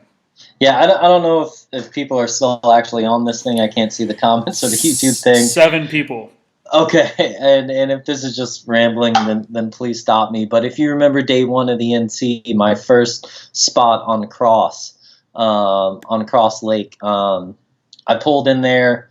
There's 20 vehicles already there and launched, and there was a couple of them that were those big wrapped ones. Yeah. And I think I took a picture of it and sent it to you. Like, I don't know, maybe it's a good spot. And you were like, holy shit, that's Ron Champion's truck. Yep. And as I'm motoring out, I see him coming in or whatever, and he didn't say anything. I was like, it gave me a false sense of confidence. I don't think he ended up fishing there. I don't remember how well he did, but just paranoia stuff for sure, man. I think it's warranted in a lot of cases. Yeah, absolutely. All right, so I think Aaron's done pretty much with what you've wanted to put out. So from here, we'll kind of open it up, just open discussion, whatever you guys want to talk about. Again, we only have 7 people still on right now. Tonight we were a little bit under average on what we usually have, but this was something that I had a feeling that there was going to be certain people that were really dialed in on this, that wanted to dive into it deep, and then other people that weren't really going to have an interest in this because they don't really travel and fish outside of San Diego. So it made sense to me that the numbers were a little bit down. I do appreciate you guys commenting. There were a ton of good questions tonight, stuff to really make us think. And it's nice to hear other people's point of view on, like, you know, what your guys' thought process is, what Aaron's thought process is for certain questions that I think we've all kind of, you know, wondered while we've been out on the water or preparing for a tournament. There's just so much stuff to think about that we can't really discuss in a short amount of time. Things like your Airbnbs, your hotels, camping. Camping, obviously, that's a nightmare. If you guys haven't camped for a tournament, it's hard. I usually put it down as like my last-ditch effort. Airbnb is ideal, and then a hotel is probably second for me. It's just those type of things you got to think about, and I factor in a lot to pre-tournament. And then who you're going to travel with is also something I recommend, having that kind of travel buddy in case something goes wrong. And, just making sure that if something does go wrong, you got a guy there that's going to kind of help you out. And also just to share reports on, if you're close to somebody, it's always nice to find out, hey, was the finesse bite on today because I didn't get around to throwing it and things like that. So just stuff that I recommend. Can I jump in there on one of our kind of lessons learned? Yeah. On traveling, and it's not always doable, and there's budget stuff that comes into play. I get it, but like I don't think me and Matt will ever drive the same vehicle to a tournament together. We'll caravan for sure, and be able to watch each other's back that way. But caravanning, it definitely makes it easier, but then you guys are tied at the hip, and it just like, hey, he obviously fishes differently than I do and wants to fish different spots than I do, and it just makes it kind of weird. If you have no other way of going, then go together. But if you can just do the big caravan thing, that is absolutely kind of where I'm at now, because I want to be able to pick up and go to that second spot on pre-fish day 1 or whatever, those type of scenarios. Yep, I agree. And there's been plenty of times where, if you're the person that didn't drive the vehicle, you kind of find yourself biting your tongue on recommending to go to a different spot. You don't feel comfortable saying, "Hey, man, let's pack up and take me for a ride over to this boat ramp." Yeah. It's just kind of weird. I mean, it depends on your mindset. Like, I mean, if you guys are going to best buddies and you're heading to a lake, hey, let's go have fun and fish.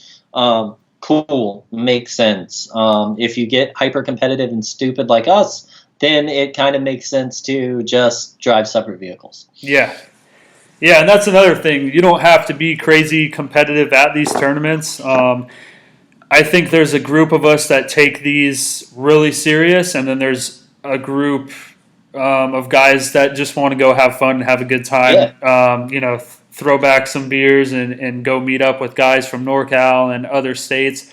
For me, I'm there to fish. I'm there to try to win, because I appreciate more of the competitive side of the fishing than I do the hanging out side, and that's maybe because I'm more of an introvert and I don't really like like big groups or anything. And I also love to compete and try to win, and that's something that some guys are there. I'd say half of them are there for that and half aren't. So if you're one of those guys that aren't that competitive, and I'll tell you right now, I've got my butt handed to me by guys that don't care at all about how good they do. And a lot of times I wonder as I drive home, did I overthink it? You know, maybe I overthought this, and that person just said, hey, I'm going to go out, have fun, and throw a line out in the water, you know, half buzzed. And there they are doing a lot better than I am.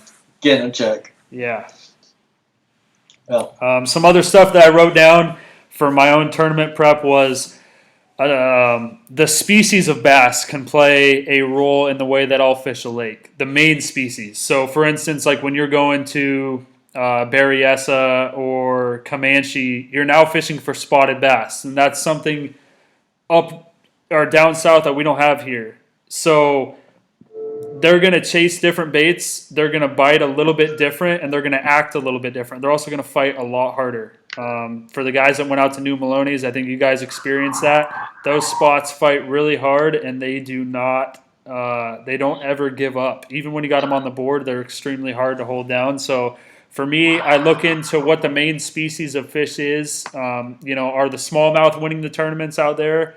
Are the spotted bass winning the tournaments out there, or are the largemouth winning the tournaments out there? And then just go look up, hey, what's different about a smallmouth and a largemouth? Why do they like brighter color crankbaits than natural color crankbaits? There's a bunch of weird things with these different species of fish that we're not used to fishing for. So you it would help to educate yourself if you care about that. Yeah, for me, the only time that's really come into play is Havasu and fishing for smallmouth. Yeah. 100%. And then if you know people, try to reach out to these people. Like up north, if you've got buddies, a lot of times just reaching out and asking somebody that, again, my paranoia comes into where I don't know if these people are going to tell me the truth. That's why I'm only going to reach out to somebody that I absolutely trust, or somebody that has no skin in the game. If they're not fishing the tournament, but they fish boat tournaments up there, and I know them, I'm friends with them on Facebook or Instagram, I will usually reach out to them and let them know, hey, like, you don't need to tell me I'm not asking for you to tell me your spots, tell me the bait, tell me where, tell me what time, tell me what to eat for breakfast.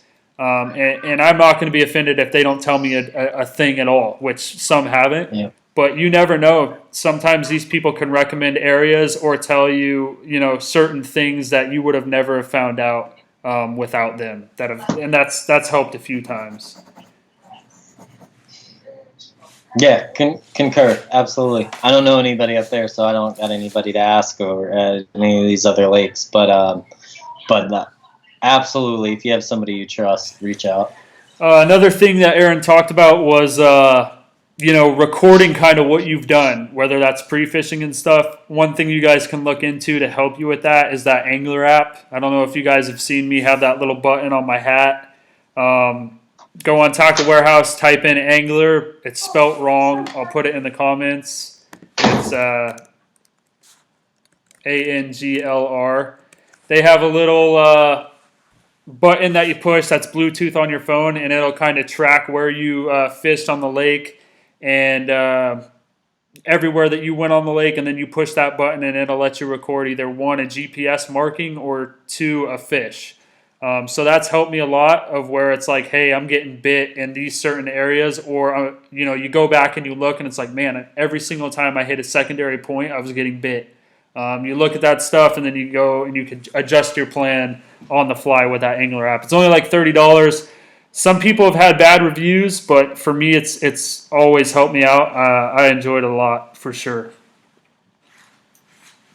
So that's something I had written down. And then another thing was, the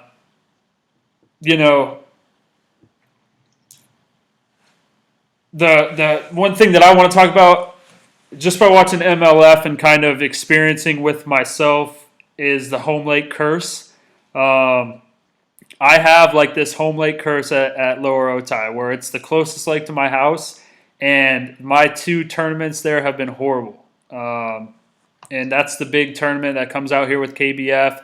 I fish that lake all the time, but for whatever reason on tournament day, I just bomb. And every time I go back and I look at it, There was a saying that I heard the other day on MLF after a guy, MLF being Major League Fishing. There was a guy, they were fishing Falcon, and there was two guys that lived on Lake Falcon, and they fished Lake Falcon all the time, and neither of them made a check. And they had the guy on the next day on the championship day in the final 10, and they were asking him, what happened.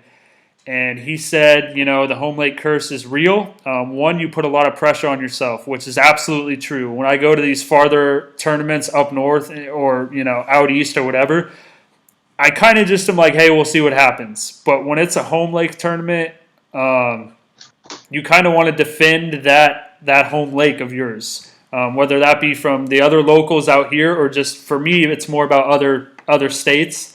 I definitely don't want to have Arizona come into Lower Otay and beat us.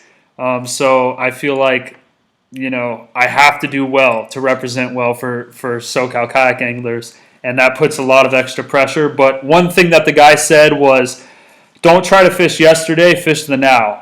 And after listening to him say that, it was like, man, that's exactly what I do. Is I think about all the days that I've had fishing in certain areas that I've done really well at, to where in pre-fishing it was okay, but it wasn't necessarily the winning fish that I was looking for. But in my mind, I tell myself, hey, this area has been gold for me.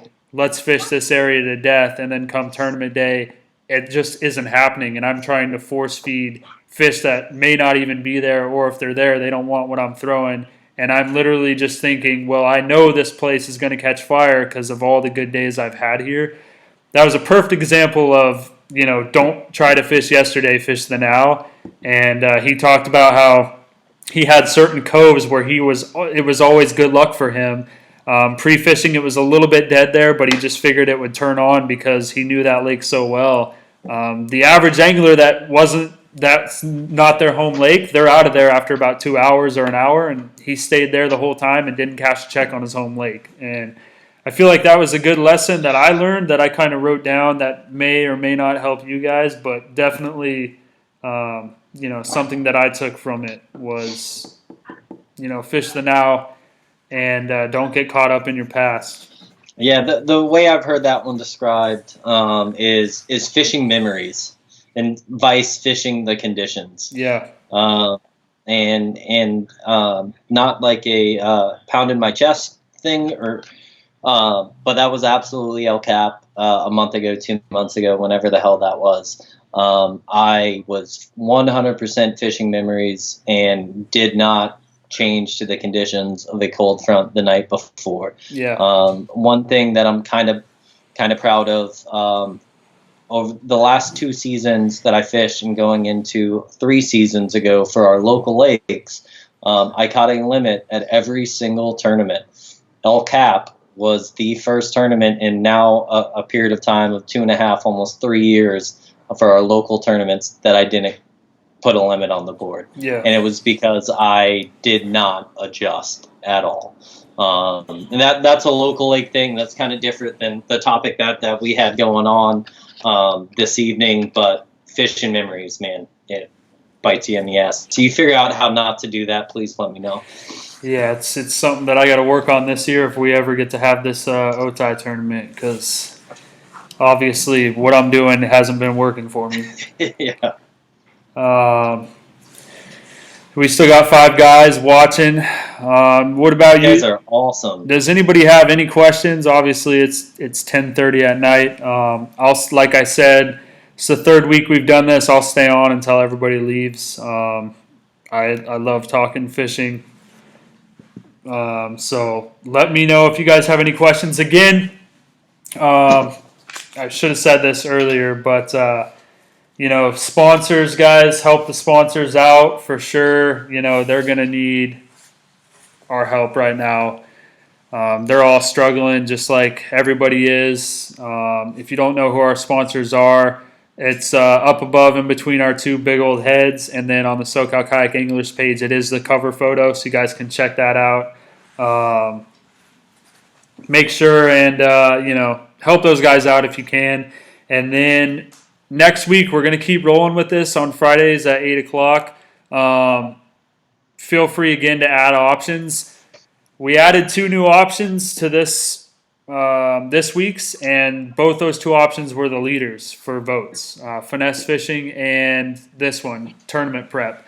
As for some of the other stuff that's on there, so like for instance, topwater fishing or crankbait fishing, I think what I might try to do for these next polls is kind of limit that, and that's kind of broad for topwater fishing, for instance, to where we could put frog fishing, and then we can put treble hook topwater fishing or something along those lines, to where we could really narrow it down and get into heavy detail on certain techniques rather than trying to cover such broad things like topwater or crankbaits, because I mean there's different depth crankbaits and they all do different stuff. So I think I'll open up some more options for us on that, and maybe that'll help out, as well as like finesse fishing.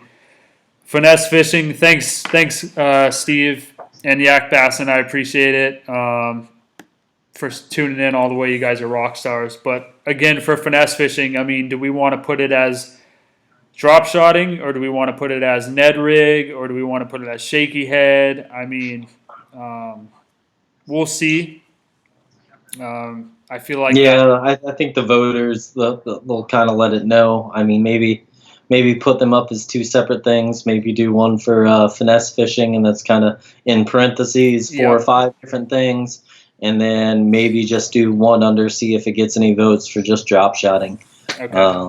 And or whatever, man. This is absolutely your thing. But no, I mean that's the thing. It's our thing. So I'm just trying to get people to interact, which we've had good interactions. So. The tournament prep thing, that wasn't on there. That was somebody's comment last week, and it blew it out of the water for votes. So it's like that's rad. Okay, yeah. All right, cool, and then finesse fishing, I didn't have on there just because I felt like that's kind of what most people know around here. And then we put that on there, and it was number 2 in votes. So it's like, wow, okay. And then obviously that option's also out there for you guys. So feel free to just add. Occasionally people have added, but mainly it's been just me. We've had, I think, 1 ad per week on when we've been doing this by somebody else. So if you've got something you want to discuss, put it down there. And you never know if it's going to get the votes. Obviously, this one did. It crushed it. Had the most votes we've ever had. So yeah, 2 people still on, Aaron. I think we can. I